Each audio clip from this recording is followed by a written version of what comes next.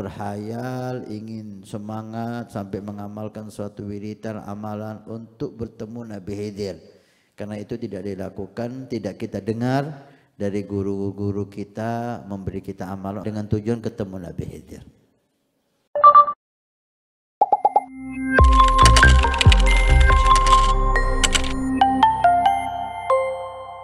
Datangnya dari Dirgantara asal Gresik. Pertanyaannya Ustaz, yang pertama, apakah kita bisa mengirim Al-Fatihah kepada Nabi Khidir?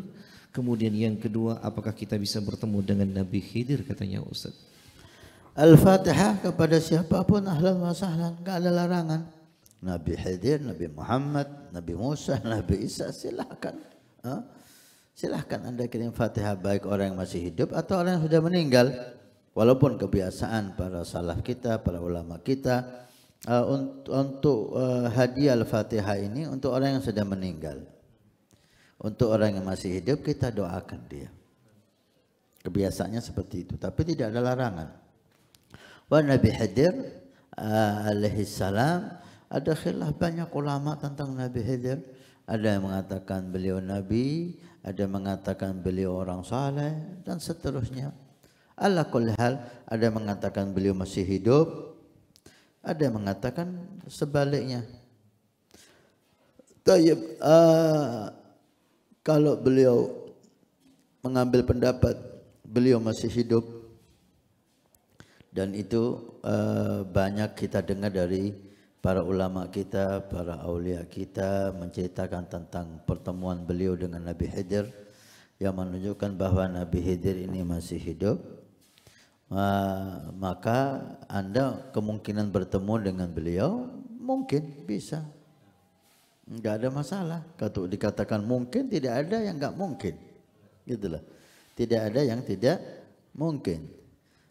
Tinggal jangan sampai Anda terlalu mengharap untuk bertemu Nabi Khidir. Akhirnya Anda mengada-ngada.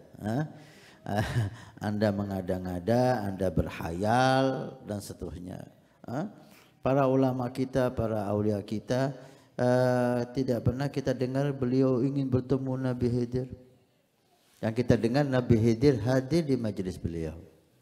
Nabi Khidir berkunjung kepada beliau. Ini yang kita dengar. Beliau mengajak kita untuk bertemu Nabi Khidir, bagaimana amalan bertemu Nabi Khidir, tidak pernah kita dengar. Dari para guru kita enggak pernah kita dengar semacam itu.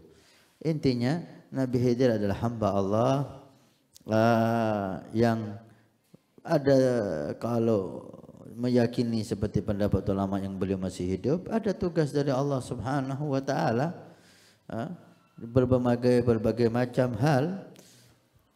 Ada yang kita ketahui tugas itu, ada yang banyak yang tidak kita ketahui. Walhasil, jangan sampai, saya pernah mendapatkan pengalaman ya, yang lucu dan sampai sekarang kalau saya ingat saya tertawa sendiri.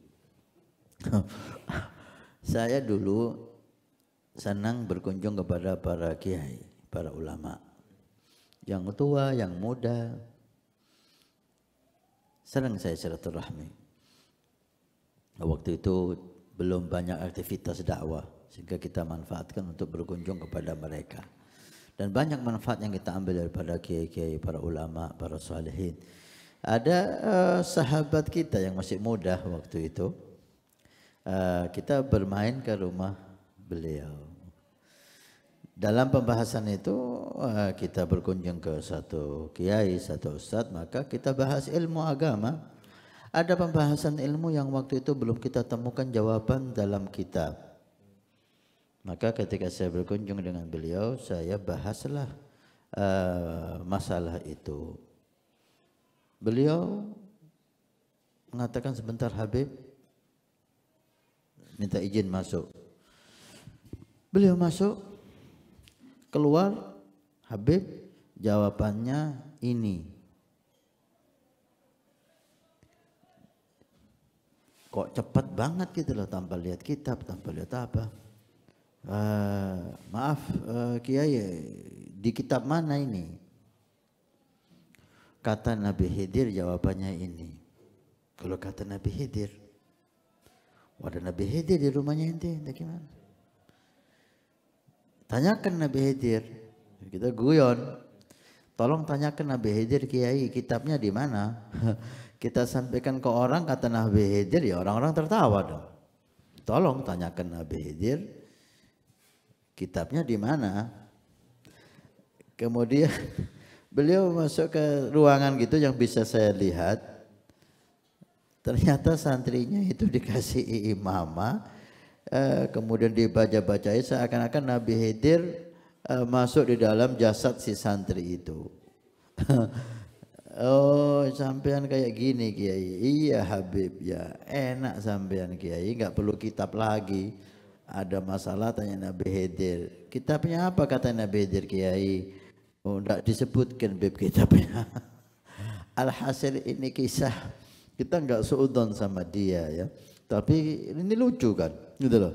Ini terlalu mengada-ngada untuk Nabi Khidir tersebut. Wala kulli hal, jangan kita ingin berhayal, ingin semangat sampai mengamalkan suatu wiridan amalan untuk bertemu Nabi Khidir. Karena itu tidak dilakukan, tidak kita dengar dari guru-guru kita memberi kita amalan untuk bertemu Nabi Khidir. Yang ada gimana kita ketemu Nabi Muhammad. Mimpi bertemu Nabi Muhammad. Nanti Nabi Khidir akan datang kepada kita. Seperti Nabi Khidir datang kepada aulia salihin ketika mereka udah nyambung sama Nabi Muhammad. Orang yang sudah menyatu dengan Nabi Muhammad menjadi pewaris Nabi Muhammad, maka Nabi Khidir yang akan datang kepada dia.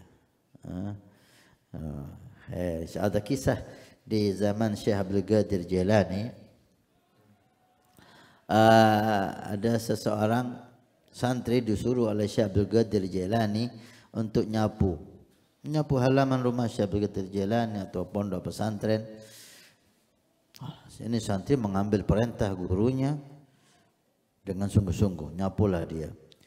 Di tengah-tengah dia nyapu, ada yang datang dan mengucapkan salam, Assalamualaikum, dijawab Waalaikumsalam sambil dia menyapu. Qala ya walad ta'al, wahai anak muda sini. Si anak ini walafu, maaf Pak, saya disuruh guru saya untuk nyapu. Kalau ke sini sebentar, Qala minta maaf.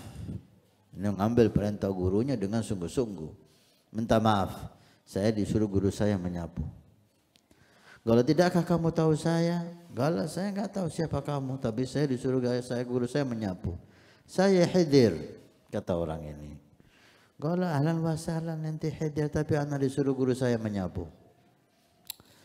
So, mungkin ini cobaan dari Allah untuk si santri ini.